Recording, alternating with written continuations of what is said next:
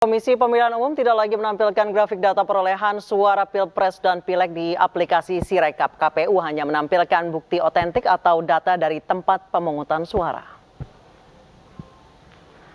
KPU mengubah tampilan laman website hasil suara pemilihan presiden dan pemilihan legislatif 2024 bila sebelumnya laman ini menampilkan grafik atau bagian data hasil tabulasi sementara perolehan suara. Kini laman Sirekap hanya menampilkan hasil foto formulir model C dari tempat pemungutan suara. Menurut KPU, tampilan Sirekap terbaru ini dilakukan untuk memberikan informasi yang akurat kepada masyarakat serta agar tidak menimbulkan prasangka.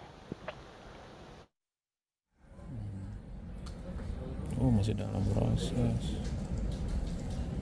Tim ses para paslon presiden mengomentari usulan hak angket yang mulai bergulir di DPR RI pada Selasa pagi. Kubu paslon 01 menyebut tetap berkomitmen untuk mendorong hak angket. Meski demikian, pakar komunikasi politik Effendi Ghazali menyebut sampai saat ini partai yang mendorong hak angket belum tentu bisa solid.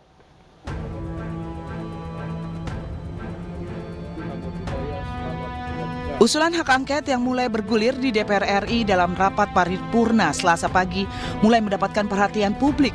Dibahasnya, hak angket menjadi harapan untuk membuka gerbang baru untuk membongkar dugaan kecurangan pemilu 2024.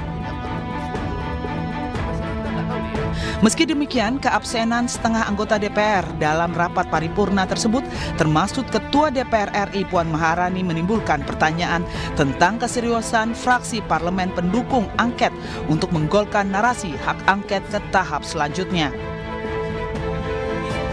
Sampai sekarang kita nggak tahu deh ya, siapa yang betul-betul mau menjadi setir dari hak angket ini.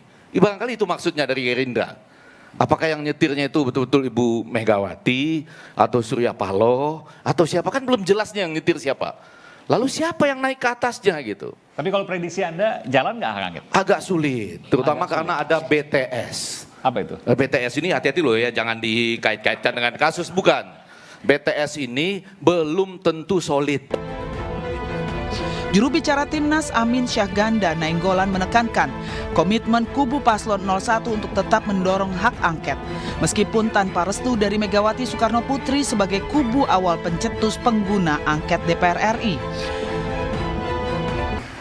Tim Amin sudah jelas bahwa mereka komit pada hak angket. Jadi hak angket ini kan merupakan hak partai politik yang dijamin oleh undang-undang. Tiga-tiganya tuh ya, Nasdem, PKB, ya, PKS. Ya, so far itu nggak ada masalah. Mereka komit dan bahkan mungkin dari pihak Nasdem hari ini sudah mengeluarkan statement dia akan jalan tanpa menunggu lagi restu Bu Mega atau quote and quote restu Bu Mega ya. Selama ini menunggu karena ide itu berasal dari Ganjar Pranowo. Bersambut komitmen hak angket kembali didorong oleh kubu paslon 03 Ganjar Mahfud, menyebut bahwa angket adalah bagian dari demokrasi yang harus digunakan untuk menjawab berbagai pertanyaan sesuai dengan fakta. Dan hak angket ini adalah kanal dalam dunia demokrasi kita yang harus dipergunakan untuk menjawab berbagai pertanyaan, dan mereka juga berhak untuk menjawab itu sesuai data dan fakta. Kalau kemudian ada beberapa bagian dari masyarakat yang justru tidak menggunakan hak-hak konstitusi ketika mengajukan pertanyaan, misalnya bertindak anarkis misalnya, nah itu yang salah dalam dunia demokrasi. Nggak boleh itu. Nggak boleh. Betul. Oke. Dalam dialog yang dipandu oleh Aiman Wicaksono, kembali dihadirkan Ferry Amsyari, pakar hukum tata negara yang menekankan kembali dugaan kecurangan pemilu yang terpampang dengan jelas yang kembali mengonfirmasi data yang ada dalam film Dirty Vote.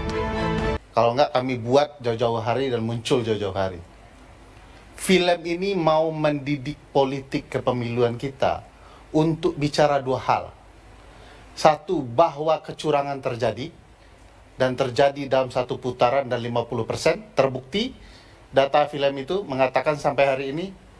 Kedua, siapa pelaku kecurangannya.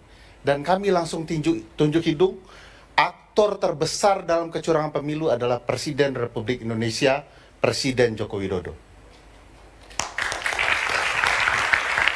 Ke informasi terkait pasar beras murah masih diserbu warga di sejumlah daerah. Warga rela antre sejak pagi demi mendapatkan beras dengan harga jauh di bawah pasaran.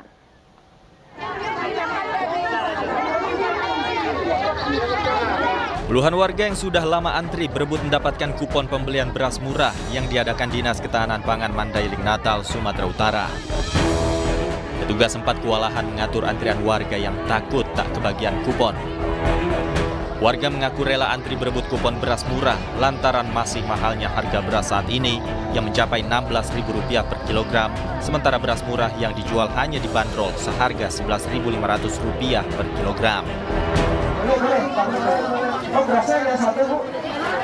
Antrian ribuan warga juga terjadi di alun-alun Kabupaten Cilacap, Jawa Tengah.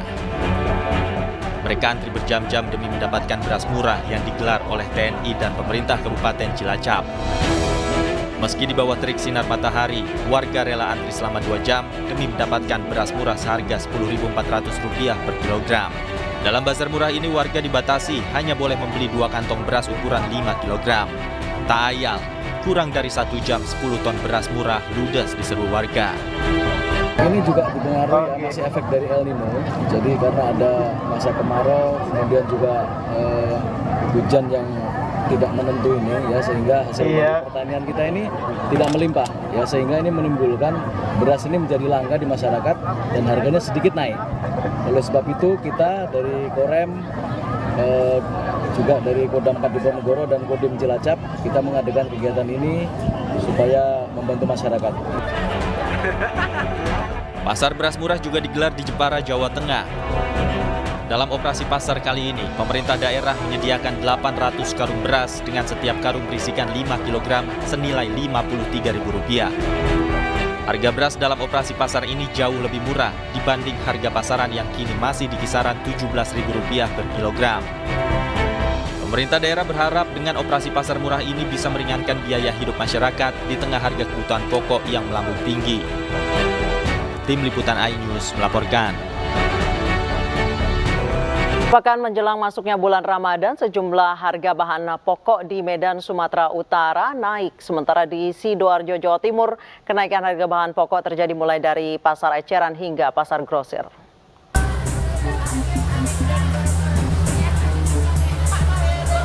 Sepekan jelang bulan Ramadan, sejumlah harga bahan pokok terus merangkak naik.